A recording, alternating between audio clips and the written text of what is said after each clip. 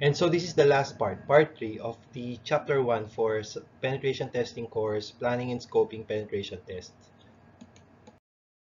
Um, and then guidelines for scoping. I have here some lists here. Okay, like you need to determine those types of assessments to be conducted. Another, also again, I mentioned this a while ago, to identify the end goal of the engagement, identify the strategy, the threat actors involved in the um, threat actors that were uh, involved or a concern in the penetration testing to be conducted, identify the threat model, identify the target and risk tolerance.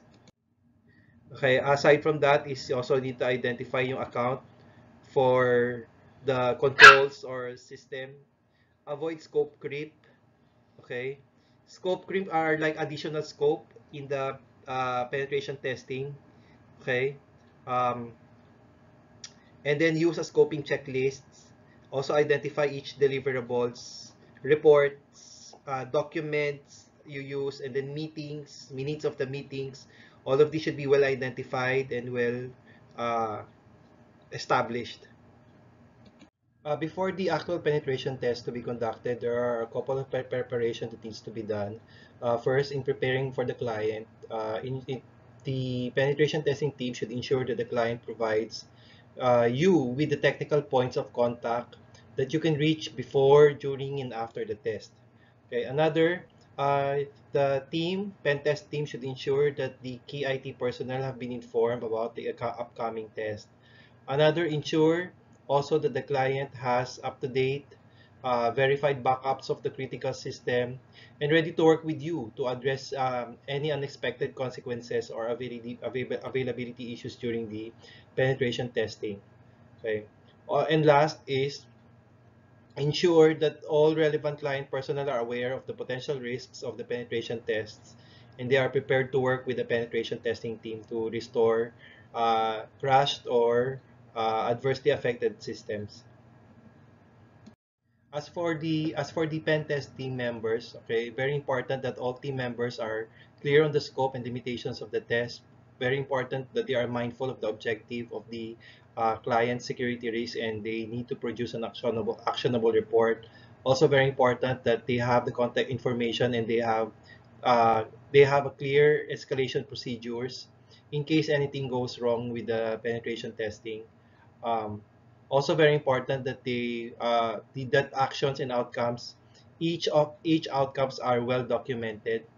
And last is that team members understand accidents can and do happen, and they need to report them immediately and be prepared to assist in case affected systems needs to be restored. As for the data collection and documentation, very important that the team are well trained to follow these best practices when documenting their tests and collecting data. Okay, I have here the lists. First is to follow a plan that maps the pen test to identify the objective, verify that all tests contributes to the organizational goals. Everything must be documented. All documentations are clear, concise, and objective. There's a central repository to store this test data. Okay?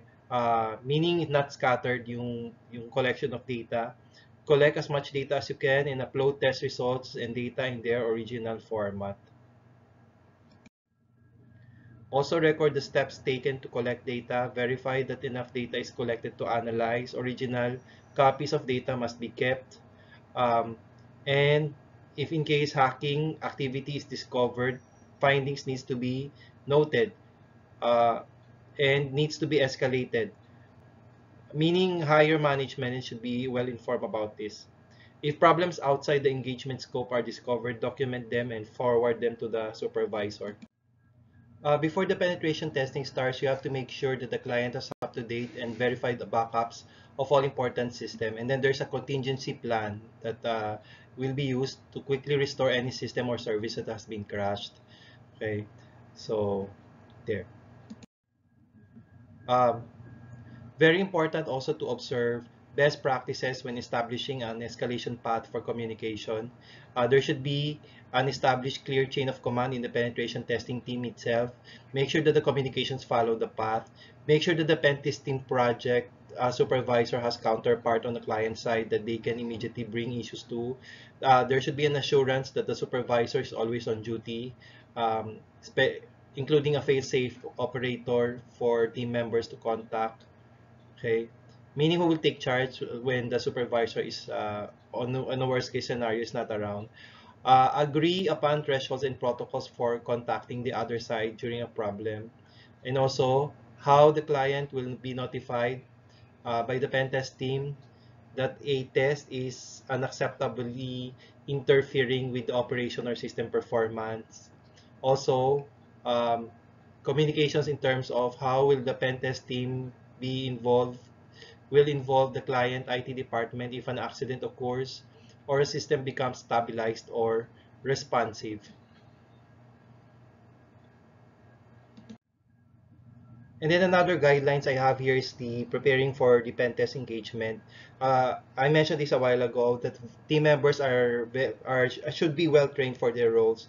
And as I mentioned a while ago, I have some guidelines on how to establish a clear chain of command and communication path. Communication path. Train team members to consult their supervisors when unexpected situation occurs. Um, Pair up less experienced testers with veteran testers when feasible. Okay, so it's like there's a junior and a senior in a given pair, in a team or in a team. Verify client IT management team is aware of the test, and then train team members to stay within the established scope of the engagement unless otherwise directed.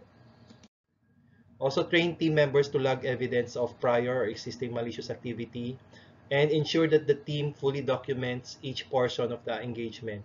Steps taken, the maximum data collection, and then the storage, okay, of all the data being collected. Oh, and at last, I've reached the last part of this very, very long chapter. Ay, nako. Anyways, uh, I'm done. Okay, I've already prepared you a video discussions for this chapter. Uh, so we'll have our Zoom session this Thursday. Keep safe. Together we learn as one.